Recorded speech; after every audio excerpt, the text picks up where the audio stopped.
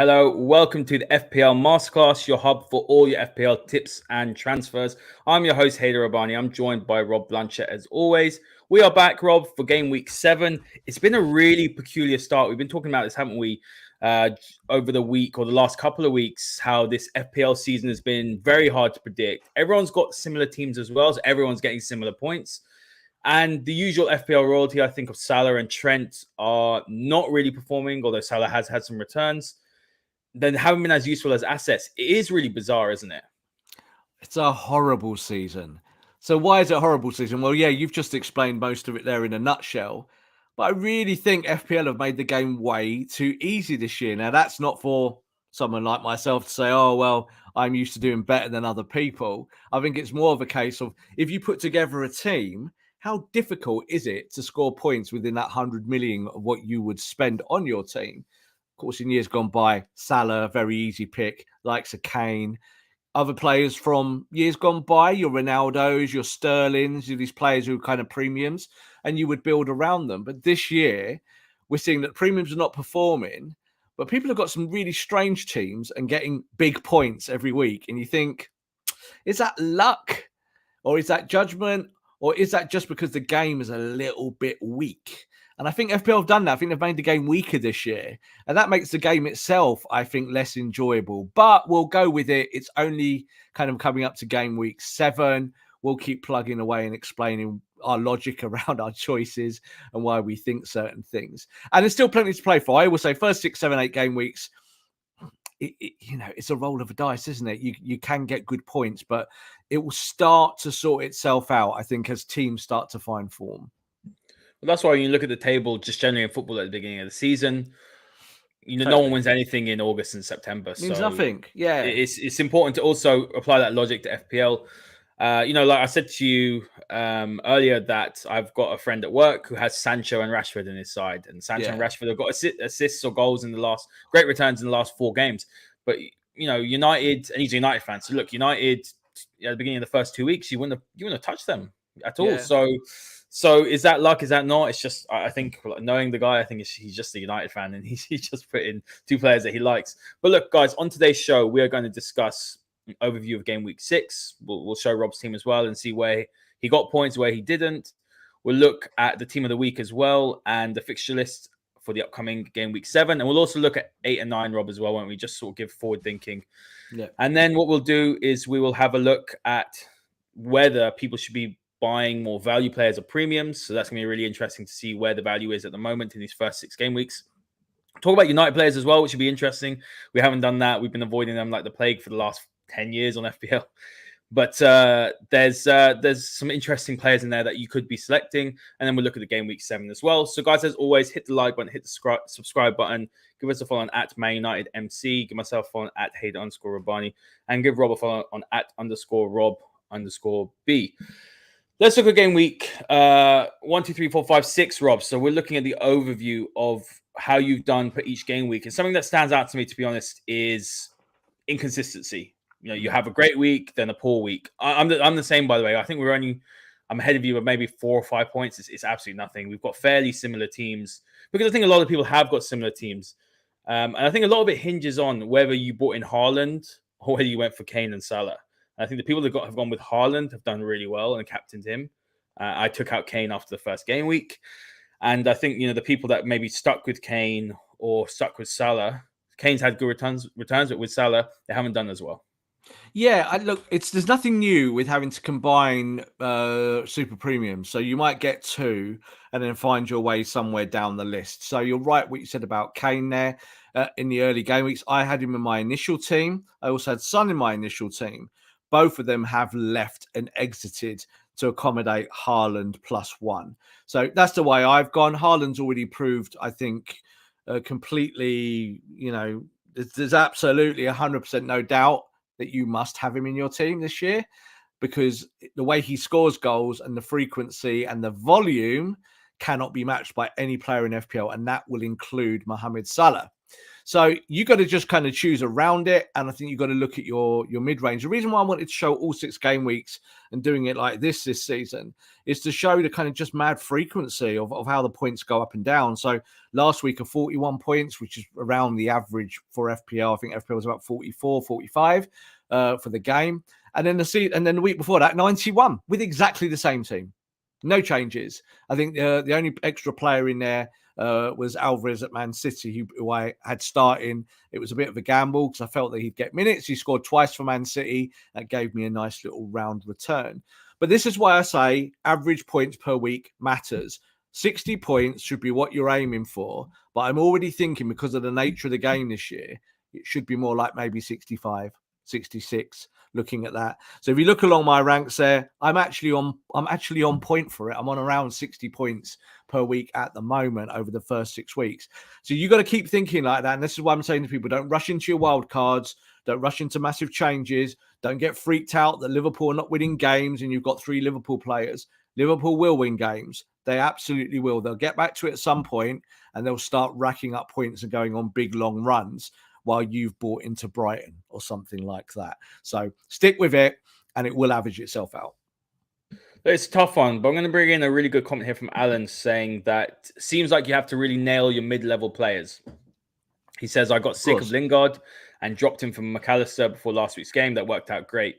100%. There's some really good value in the 5 to 6 million. We're going to go through that later on in the show because there is a lot and the bigger players aren't really getting you the returns. Rob, we've got your team here. I mean, to be honest with you, Haaland, you captained him. He got you decent points. Gross also got an assist. Nico Williams got an assist as well. We both had Bailey on the bench. When Bailey scored that goal against City, I was just thinking, I was shaking my head. I was like, what are the chances? But he is playing up front now for Villa. Yeah. So he's only about 4.9. I think he's gone down in value. But if he can stay fit, and Villa are an interesting one. You know, is Steven Gerrard going to stay or not? I don't know. But for 4.9, he's a great bench option to have. He's a great bench option to have, and even just to bring in on the odd game week. I've got rid of all my Villa pieces. Why? Because I've watched them a lot and they're terrible. So I don't care what Gerrard is going to do or not going to do in football terms, but in FPL terms, I look at them. I think Digne, for his price, has the lowest statistical return per week versus price in the whole of FPL. So I think he was originally around 5.1, something like that. I think he's returned something like 0.8 points per game. Is shocking. It's poor. So I did have him in my team at the start. This is partly why I think I'm slightly below the curve of where I would want to be. But just look at these numbers. They're horrible. Look at that back four. Robertson, 1. My most, best defender of the week, a £4 million defender in Nico Williams with just 4 points. Cancelo, 2. James, 1. Martinelli, 2. Salah, 3. Neto, 3. Jesus, 1. Awful. That's really rare to get it that bad, but we're seeing a lot more of this season because of just how off kilter it is. And as you said there, Bailey, right at the bottom of my bench, because I was thinking, do I sell him? Do I keep him? Well, I'm keeping him at 4.7 and getting 8 points. And you're thinking, I didn't even think he'd get a minute at Villa in the last game. And as you said, played against Man City, scores the goal. You cannot substantiate for that. But again, I'm trying not to be too knee-jerk with this. I look at that team still, Haider, with educated eyes, and I think it's still a pretty good team. There's nothing there. Like, do I want to get rid of premiums to bring in mid-range or lower players? Well, I could do that, couldn't I? But then when these premiums start kicking off and having big long runs of 6-7 games of scoring points, I'm going to be left behind the curve massively. So I kind of say stick with it. We will explain a lot of this. And as you said, we're going to go through mid-ranges today to show you that mid-range is where you should be creeping into and trying to change that around. I think the shout there about McAllister and Lingard is the perfect example, because no one would have had McAllister in their team game week 1. Everyone would have had Lingard thinking he was going to do a West Ham. He's done nothing so far. He's got 1 assist, I think. And he's looked like he doesn't really want to be at Nottingham Forest. I don't know if you've seen him play, but he looks a little bit... Yeah, I've watched him a few times. Yeah. A little bit blurry-eyed, the boy looks. So, for whatever the price that you were paying for him, kind of 6 to 7 million around that mark, he's not really started the season well. And you could trade him out for a much, much better mid-range player. Rob, let's have a look at the fixture list for the week. So, as you can see on the screen, this is from Fantasy Football Scout. You have actually filtered it, haven't you? So you can Yeah. see here on the screen, the team at the top has the best next 3 fixtures, and the team at the bottom has the worst. So you can see at the bottom, Spurs don't have great fixtures. City, Leicester, they should win. Arsenal, but when you look at the top, you're looking at Leeds, Brighton, although they have got a blank week. So Palace as well, as you can see further down. Arsenal have got some great fixtures. Chelsea, new manager bounce. We will talk about that. So when you're looking here at this, what really pops out to you? Well, this is actually in terms of the order, it's the next 3 games, but in order of who's got the best next game week. Because at the moment, predicting 3 games ahead is almost impossible because of the nature of the game. So we're trying to bring it and squeeze it down. So this is actually just for game week 7. So Leeds are at the top because they're playing Nottingham Forest, Brighton second because they're playing Bournemouth. As you said, there are blank game weeks there, so you have to be aware of that. But I think what you see here, and you look at kind of game week 7 and beyond, the likes of Arsenal, Chelsea, Liverpool, which are slightly better fixtures than what they have been having. And they've been doing okay anyway, bar Liverpool. And Manchester United, they're kind of mid-range because they're about to run into Man City at some point in 3 weeks' time. So this is all now about the balance. Right at the bottom there, you see there, City themselves, who are, Premier League champions, running into Tottenham, Wolves and Man United. That is a tough 3 games. But with Man City, you always know that they can beat all 3 of those teams. They can just turn on the afterburners. So I wouldn't worry too much about that. Right at the bottom there, Spurs running into a kind of list of City, Leicester and Arsenal. Now, Leicester themselves are kind of massively out of form, but you would think that they might start to recover in the weeks ahead. So it's a very topsy-turvy fixture list. Yeah, it's very, very hard to predict. But then, you're looking at, for example, let's say Leicester. I mean, you look in the Villa game, for example, that's a 6-pointer for both of them. So, do you go in and say, for example, Bailey sitting on your bench? Do you start him? It's very, very difficult because I think Leicester, for me, I think they're kind of in free fall. So there's some that's standing out to me. I'm thinking, okay, interesting fixtures because you've got to pick the matchups, right? You've got to look here. For example, Brentford are playing Southampton. I'd back Tony, for example, against Southampton, but you never know because Southampton might go and do what they did against Chelsea. It's very difficult to predict right now what's going on. Brighton, I know they've got Bournemouth, but they have no manager now. So exactly. They've got no backroom staff. Literally, everyone's left. So it's literally they're going to be someone from the youth ranks who manage that lot who'll be stepping up, or maybe someone. It's Lallana. He's taking over as. Has Lallana taken over? So there you go. I saw it today. Yeah, they're basically letting the players decide who's going to start. So they haven't really got a lot. Gross and everyone else. Yeah, so Brighton have gone from even last year from being a team that are really, really tight, really, really mean, really, really organised, getting points at places where you don't expect it, might now completely flip the other way and go into free fall. So like you just said about Leicester have got Villa, Tottenham, Forest. If they don't get a victory in one of those 3 games, that manager, Brendan Rodgers, is going to get sacked, be over. So he'll be gone. He'll be out the window. And then you look at Brighton, and Brighton now hit the top here, have got a blank game week in the middle, but have got Bournemouth and Liverpool. You would expect that they would still do well against Bournemouth, but Bournemouth showed last week that they can still score goals and get back to where they need to be after sacking their manager.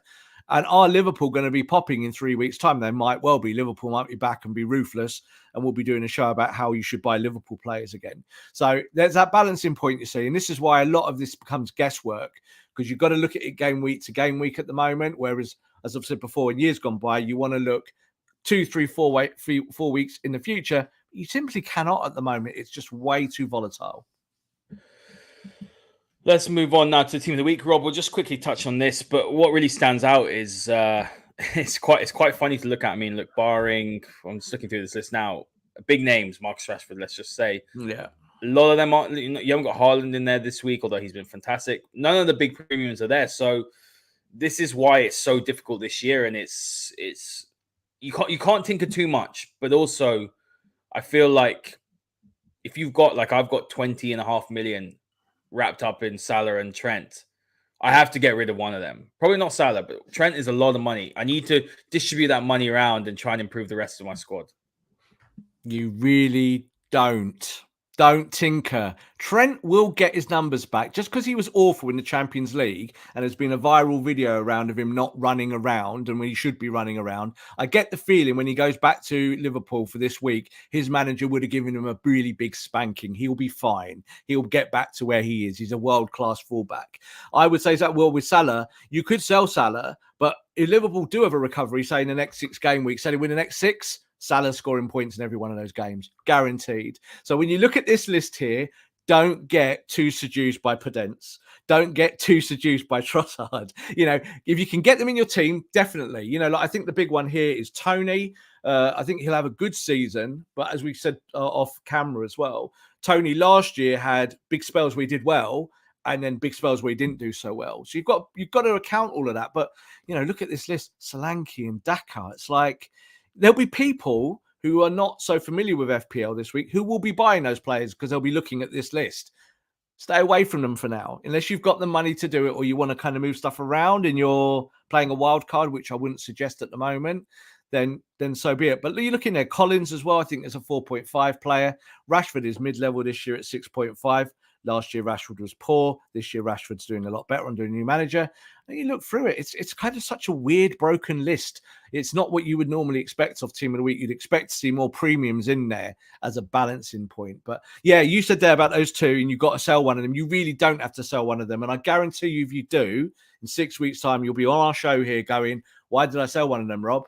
You'll be saying it because you'll be like, stick with it and maybe change the mid-rangers or maybe the budget players and find some extra points that way. Interesting. Well, Rob, we actually are going to talk about the main topic of the show, which is it time to buy more value players over premium? So you basically, you told me one thing, but we'll drill into it more. So this list here is of the defenders, and this is their value score over 6 weeks. So obviously we had 6 weeks of the season. So this is the value, per score. So surprisingly, at the top is Collins. Wolves have only conceded 4 goals, I believe, and they're playing Liverpool this weekend. They're very mean defensively. I think going forward they haven't quite clicked, but they could very well click. And so I think if you are looking for an option that you can put on the bench, but will play week in week out, Collins is very, very, very good in terms of being 4.5, but his form is 6.2. Yeah, Saliba's up there as well. No surprises really. Trippier is an interesting one actually. I didn't really think about him at the beginning of the season. I wasn't really sure what to expect from Newcastle, but when I'm looking at the fact that I have got, I did have Reece James, who is very up and down. Like, he's either going to go and get me 15 points or he's going to get me 1 point. If you are looking to save a little bit of money, and Trippier does take free kicks as well, he's a really interesting option, and you can see that with his form here. A lot of Arsenal players, Gabriel and White. Dallow's in there as well. I've actually brought Dallow back in a couple of weeks ago. He sat on my bench last week, but I'm going to keep him at 4.5 million. I think he's going to play every single week on that right-hand side. So interesting list, but none of the big Liverpool players. No Reece James. Like I said, he's either getting great points or he's getting 1 point. So topsy-turvy, really. Topsy-turvy. And, you said at the start here, this list here, and the list you'll see in the next 2 or 3 slides, is value for the total season across all price brackets. So this is not cheapest or best on form by price. It's just not. So you could have had a premium in this list who was giving value numbers, which will show you when we go to the forwards. But like you just said there, some strange names in here. You're used to that early in the season. You said Collins is in there. Kilman was kind of in there last year. Veltman's one of those names that kind of pops in and out of the value always. But as we just said, Brighton might find that there's a dip now. Kelly at Bournemouth, 4.5. Again, you probably wanted to stay away from Bournemouth players, especially when they're shipping 1 million goals at Anfield. Dalot, we spoke about at the start of the season. One little stat, which is, I think, quite good to highlight here. Dalot has had more touches in the opposition's penalty box than any other player outside of the forwards this season, which is kind of stunning. So it means he's now getting into the box more for Man United, getting now a couple of assists, and at 4.5 million represents true value. At the start of the season, we said, you put me in your team, and I said I didn't want him in my team because I wanted to see what Man United were going to do in those first 2 games, and Man United conceded 6 goals. So that was, I think, at that point, completely true and accurate. And now you look at Dalot, I think at 4.5. If you're going to buy into Manchester United, he's definitely one of those options. Yeah, no, I took him out after the 4-0 thrashing, but I brought him in a couple of weeks ago. I think he actually got an assist in a game that I didn't play him in. But he's a good bench option, 4.5. And I think we'll talk about United a bit more later in more detail. But if I'm going to buy into United, he makes sense for me. Looking at midfielders, Rob, so same sort of concept. As you can see, the Brighton duo of Gross and McAllister had a really good season. Alan saying here in the comments, McAllister seems to be taking the penalties and free kicks. So that's given McAllister a really good advantage. And, he's only 5.6. So, if you've got, for example, Rodrigo, who got injured, he's a great person to bring in. I actually went for Zaha instead. Zaha's got blank weeks. So I think over the season, Zaha will get more points, but McAllister is a good option at 5.6. Marcus Rashford's had a really good season. We'll go into him in more depth later on. You can see Rodrigo's there. Martinelli, Xhaka, and Odegaard. No surprises with Martinelli and Odegaard, but Xhaka's an interesting one. He is getting forward more. So 5 million, Rob. It's a good value for a player that will probably pick up some assists, and he's got a good shot on him as well. And then you've got Højbjerg and Andreas, who takes free kicks and corners, I believe. So he's a good option, very good option, great value for money at 4.6. So Fulham are playing progressive football, and Mitrovic is on fire. So it makes sense, doesn't it, to have someone like Andreas? Yeah, definitely. And we'll talk a little bit more about Andreas right at the end of the show. But I think when you look at this listing, you just mentioned Xhaka. The issue with Xhaka is that because of Arsenal's value across the board from defence and midfield and attack, is he going to be one of your 3 Arsenal players?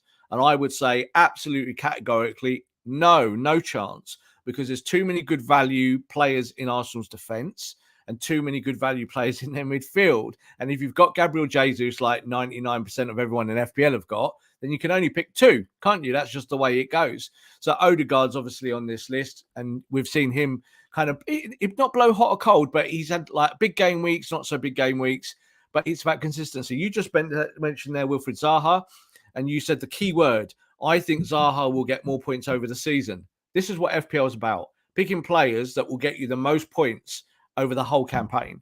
Not this week, not for 4 weeks, not for 8 weeks, the whole season. And if you pick 11 players who do that, you'll win your leagues. It's just as simple as that. That's the logic and that's the mathematics. Looking at the top here, as you said there, Gross and McAllister, literally no one in FPL was ever going to pair those 2 up in their midfield, ever. No one would do that. They might do it now, but you might be too late. You've missed a boat. Graham Potter is now the new manager of Chelsea. You might find one of those 2 players end up at Chelsea next year or something like that. But I think Marcus Rashford there, you're seeing that he's kind of playing a central role at United, coming off the left, but playing through the central channel through many minutes. Cristiano Ronaldo, hit or miss in terms of whether he gets minutes. You know that Marcus is going to play. And you go down to this, you said about Andreas. I think Andreas at the start of the season, I was a little bit wary again at 4.5. I think he was right at the start, but he's playing minutes. He's taking free kicks. He's taking corners.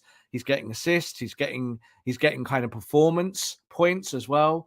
I think at 4.6 now, he's probably the best budget midfielder. So let's use that word better than value, but budget-wise at 4.6. There's him and Longstaff. Longstaff is 4.4 at Newcastle and has started the last 3 games. But I think Andreas, with that extra 0.2, has that extra bit of value on him because he takes all of the set pieces.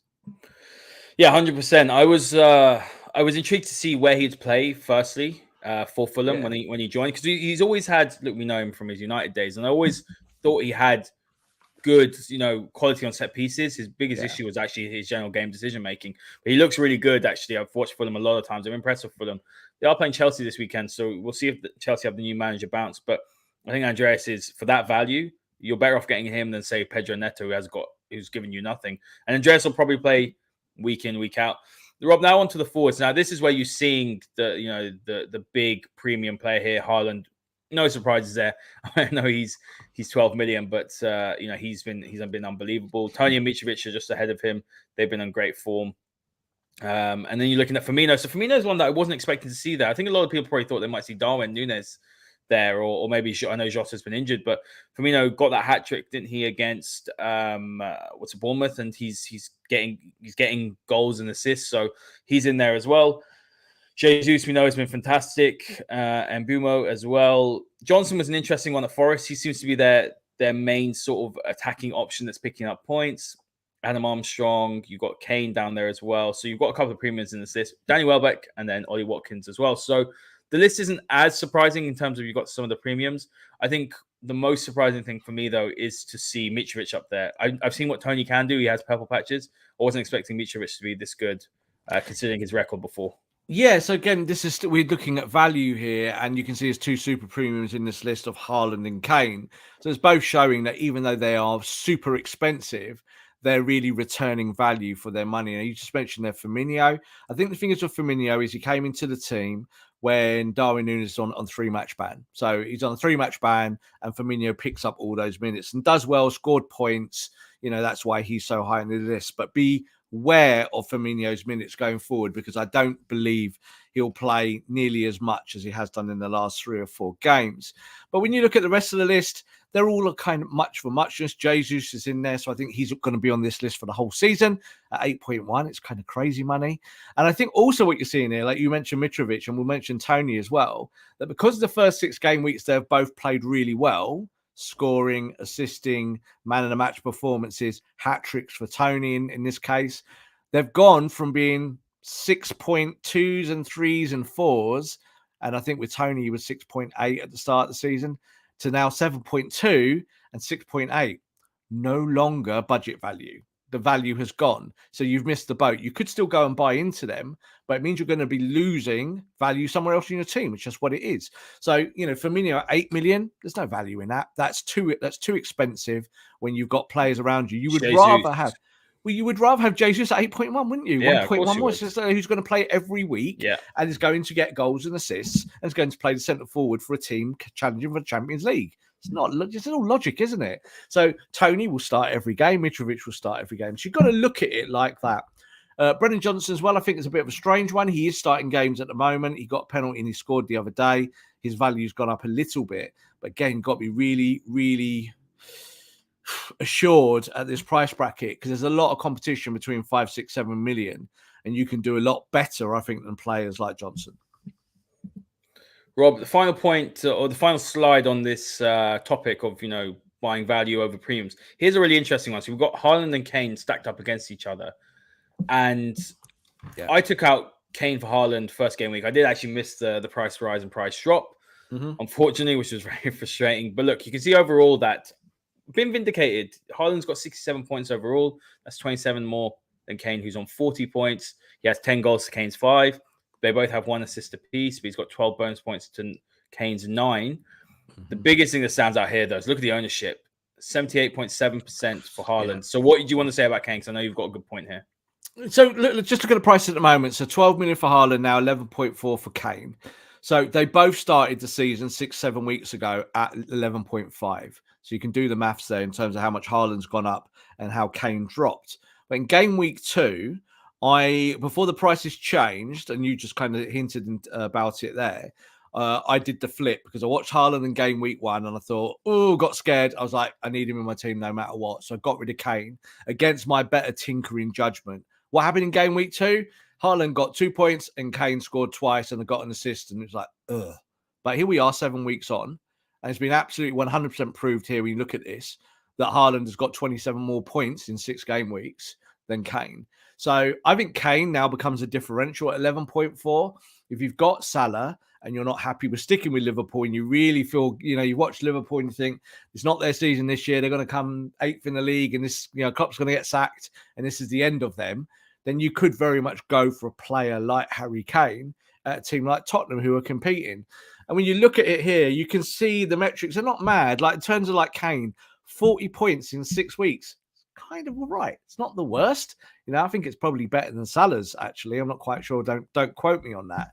But you can see how the ownership has swung here towards Haaland. And people almost 80%, so almost 8 out of 10 players have got Haaland in their team. I don't think you can avoid that this year. It's just whether you've got the extra capital to go and buy a player like Kane, or do you just pair him up with a Jesus? Just go Haaland and Jesus because it's easy and it's cheaper. Yeah, that's what I've done. And that's what everyone's done. That's why Jesus has got 80%. So this is why I'm saying about the game being too easy this year, because you're kind of pigeonholing everyone into one side to kind of say, well, you can afford this, but this is a massive gamble and you wouldn't really want to do that. Some people will gamble just because that's the nature of the way they play the game. But I think overall here, you would be picking Haaland over Kane at the moment. Could you do Haaland and Kane together? Potentially, but I'd want to see Kane a little bit more in the next few weeks just to make sure that Tottenham are popping for him to get him assists. Let's move on now, Rob, to United players. So we've avoided United players like the plague. Over the last, let's say, 10 years, apart from really when Bruno Fernandes. Yeah, Bruno when he first came in and he was amazing. He was an absolute FPL goldmine. He was a dream. Super differential, I used to call him. That's what he was. He was amazing when he came in. I remember he's the only player I had, but the number 11 as well for a while when United were under Ollie. But we're looking over here and we've got United's defenders. What really surprised me, because I did go in to look at United's defenders before the Arsenal game just to see what the actual price was of these players. I mean, look, Martinez is 4.5 million, and we haven't seen anything of his playmaking abilities yet, and we will see that as it goes on. Varane 4.8, Malacia 4.4. You've got Dalot 4.5. I mean, is there anyone above 5? It doesn't look like it. Maguire's 4.7, Shaw 4.7, and then you've got Lindelof, Jones, Wan-Bissaka, and Brandon Williams. United have got a really cheap. It's probably the first time I haven't seen a defender over 5 million in United's defense. So when I'm looking at this, there's only one name. I think there's two names. Martinez is one of them if you do want to buy in, but I think Dalot is better value because Dalot is getting forward, as you said earlier on the show. Malacia, a lot of people asked me about Malacia, and I said we haven't seen really anything from him going forward yet. So if you're going to pick between Malacia and Dalot, you go for Dalot, don't you? Really? But then when you look at the points, Dalot's only got 4 more points than him. So there you go. So this is the thing that, because I was having this conversation with someone about Malacia. So what you think, isn't it? Yeah, because look, Malacia will eventually show what he can do going forward. But he hasn't really shown it at all. But it's a lot to do with the way United play. We're not going to go into the tactics of it. But when I'm looking at this, I think for me, if I was buying into, I've already got Dalot. But if it was, it'd be Dalot or Martinez. If I was buying into Man United's defense, I'd be taking Malacia. Why? Not just because of the 0.1, but because of the potential. So like you just said there, Malacia's done nothing yet on the front foot. Absolutely nothing. He is a progressive player, and he's not just a player who'll get round the corner. He's not just an overlapping fullback. He likes to come narrow playing midfield, which means you can get assists playing balls through the middle, which United have shown this year they might exploit. I wouldn't touch Martinez. Why would I not go for Martinez? He's a centre-back. We know my rules on centre-backs. If you're going to get a centre-back, you're probably more likely going to go and buy a Van Dijk or a Ruben Diaz when he's fit or something like that. Yeah, but look at the price. If you're going, okay, at 4.5. He's a de facto starter now. Yeah, we know, definitely. But there's still that balancing act of whether Martinez will play or will Maguire somehow force his way back in. We really don't know yet. Like, I know as United fans, we all have very strong opinions on that, and we would all go with Martinez. We just don't know what's going to happen though yet. But I think at the top there, yeah, if you're going to pick one, I would go for Malacia. I think Dalot would be my second one. But Dalot has shown that he is getting forward more. Like I said, that stat earlier on, he's been in the box more than any other player, any other team who is not a forward. If you want, also, I'm thinking here's quite funny, a proper bench and stash option, just because you want to have a really strong 11 and then maybe one or two strong substitutes and you want to just dump the last one. Phil Jones at 3.9. Yeah, perfect. Yeah. A proper, and it's very rare that you get someone at that low. 3.9 is a proper bench and dump option. Some people do it at 4 and 4.5s, and 3.9 means that you probably buy an extra midfielder at a much higher rate. You can put Brandon Williams. You completely like a light bulb moment now. I'm thinking exactly. So you could do 2 bench and dumps here with Jones and with Brandon Williams, and that might give you the extra money you need to have a premium. Really might. So there you go. So there is that option. Not something I would do, but I know some people do like doing those things. But I think on a week-to-week basis, I think Dalot and Malacia they're the fullbacks. It looks like they'll stick as the fullbacks as it goes, just because of the competition. But you might see Luke Shaw start to creep back in there. I know, obviously, you might be watching this after the Europa League. We don't know who's going to play well and who's not going to play well. But you might find that, again, Luke Shaw, like Maguire, might eventually force their way back in, even though that's not what Man United fans would want. We'll see what happens.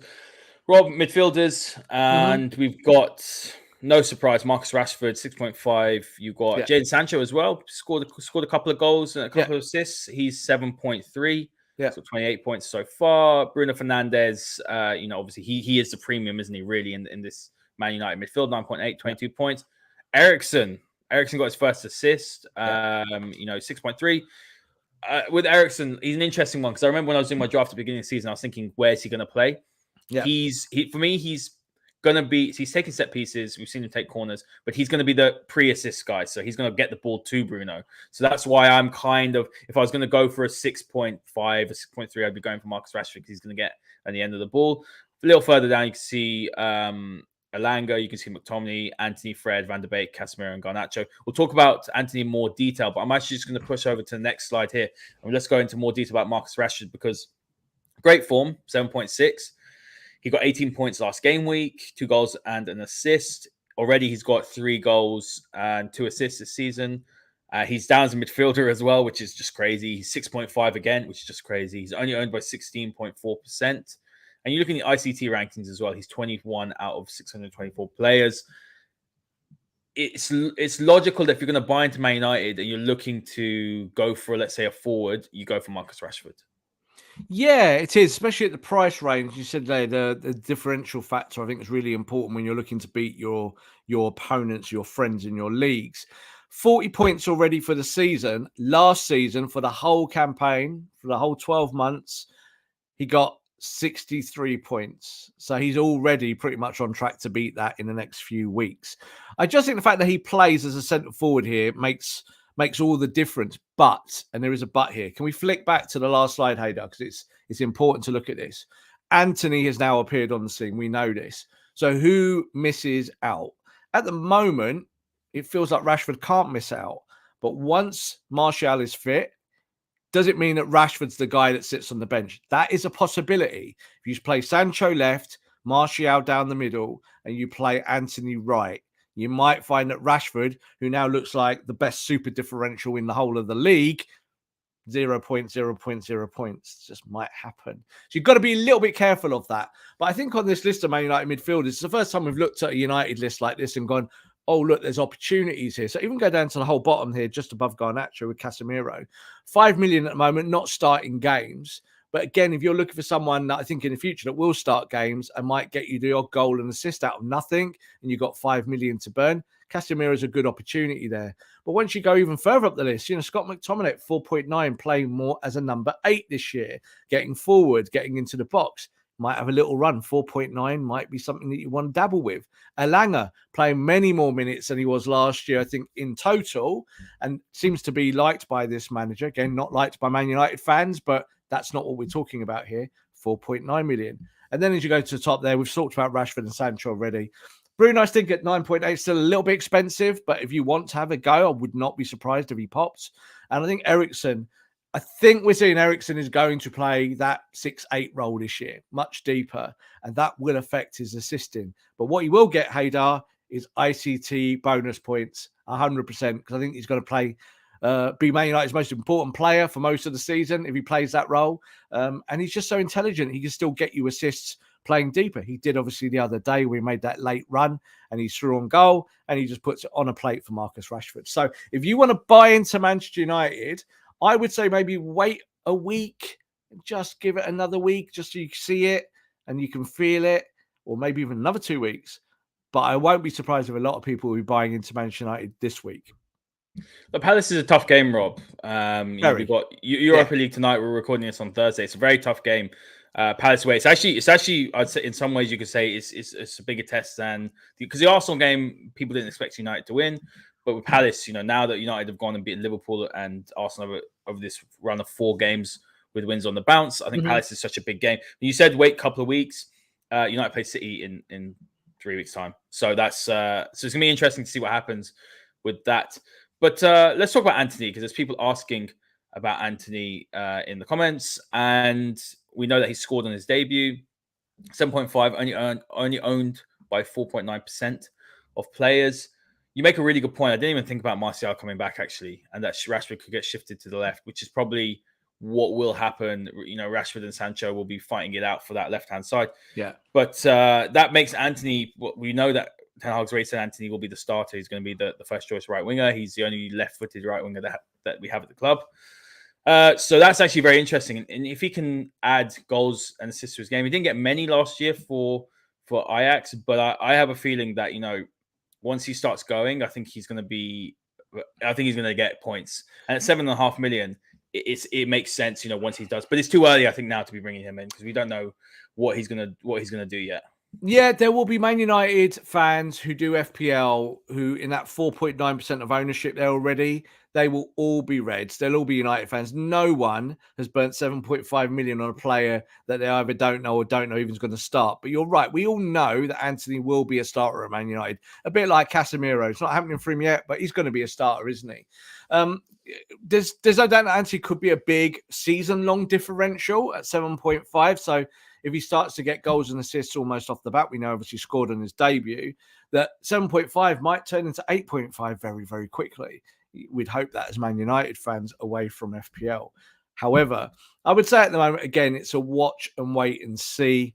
Really good debut, but that was only 60 minutes. Already in his influence for ACT, he's 104th out of 270. So that's 60 minutes of the whole season. And he's 104th already. So you would expect him to be maybe in the top 50 very, very soon, and then maybe in the top 20.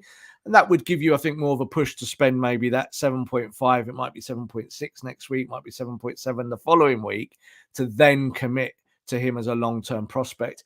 And he might end up, Haider, being better value at 7.5, 6 or 7 than Rashford at the moment at 6.5 if Rashi ends up being bench fodder. Because every chance that Sancho is the starting left-sided player and Anthony being the right. And that's difficult for them, Rashford, because he's then just competing for minutes with Martial. While Martial is injured and not playing, and he's not ready to play yet, it means Rashford will be the starter at the top end of the pitch in the Premier League. So if you buy him this week, you'll probably still get returns for a minimum of 2 or 3 weeks. Final segment, Rob. Let's talk about your Game Week 7 team. Yeah. And we'll keep this brief because you haven't really made too many changes, but let's talk about what you have done because you have made one particular change. So you've used. So you didn't make a change last week, did you? So you've got technically 2 free transfers. Is that correct? Yeah, for this week I got 2 free transfers, but I've only done 1. So I've got 2 next week. That's the reason. Smart. So what have you done? So what have I done this week? So for anyone who knows our team, seen it at the start, knows it from week by week. I did have Neto from the early days, and I wanted to stick with him because he is starting at Wolves. But his returns in the first 6 game weeks are horrible, like really horrible. Like I think it's like 2-2-1, 3-2-2-1 or something like that. Something along those lines. Not very good. So we just talked about Andreas, 4.6 million. Neto's 5.2 at the moment. I decided this week, this was a pure financial transfer, right? This is not me predicting that Andreas will be better than Neto this week or next week or following weeks.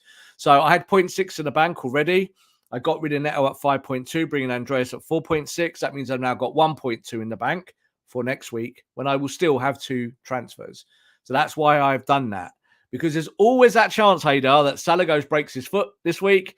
Haaland does his knee and is out for 8 weeks. There's a problem maybe with Alvarez or Jesus or something in my lineup.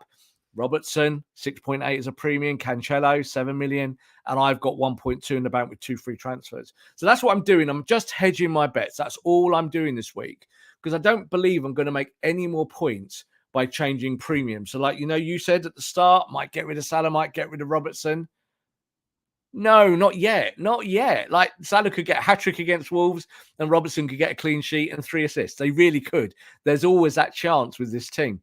Don't get sucked in to the whole narrative about Klopp and Liverpool at the moment. Don't do it.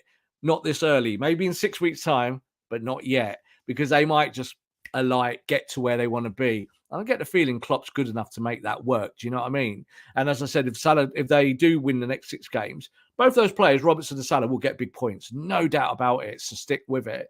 But the rest of my team, the only player I brought in for my starting 11 here really is Bailey. Zinchenko was supposed to be out last week because Arteta said he'd be injured. And then I turned up at Old Trafford, looked at the starting sheet while I was there, and Zinchenko's playing. And I'm like, ugh. But I was all right because Man United scored 3 against him. So that helped that FPL wound. But you can see here, it's just a balance of the norm, isn't it? Robertson, Cancelo, James, Zinchenko. I don't think you can get a better back four than that. I really don't think that is as strong as you can get. Sancho's been really good in goal this season. And in the midfield as well, it's Salah with 3 bona fide premium mid-rangers who have been getting points. So even Bailey got those points last week, though he was on my bench. And up top, the 2 strikers, I think, that picked themselves, Haaland and Jesus. The only other player you might want to chuck in there, of course, is Tony. So easy to pick, too easy to pick almost, Haider. That's the reason why I'm letting this transfers roll over, because I don't feel pressured with the players that I've actually got in my squad to start going out and tinkering and spending big on other players. But the mid-range is where you've got to pick it. Do you know what I mean? Gross, Bailey here. Zinchenko's 5.2, so he's technically mid-range. So you've got to find a way to get the best mid-rangers in, and that's why we did the show about them today. Yeah, I think, look, my team's probably going to be very similar to that. I need to think about what I'm going to do in terms of changes. Yeah, like I've got a lot of thinking to do, but my team's very similar. I think everyone seems pretty similar. So yeah, it'd be interesting to see what happens. Guys, thank you for joining us as always. Make sure you hit the like button, hit the subscribe button, and make sure you do also check out our Twitter page. That's at ManUnitedMC. You'll see all the tweets about when the shows are and all the updates. Give me a follow at Haider_Rubbani and give Rob a follow at _Rob_B. Good luck this game week, and we'll see you all next time.